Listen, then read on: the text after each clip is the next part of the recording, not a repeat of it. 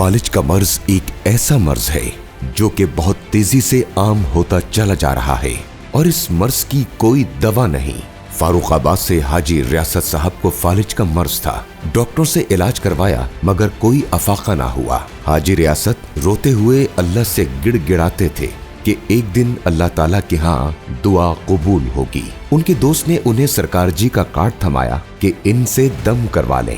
حاجی ریاست سرکار جی کے پاس حاضر ہوئے اور 7 دم کروائے اور اسی دوران ان کا فالج کا مرض شفا میں تبدیل ہوتا رہا۔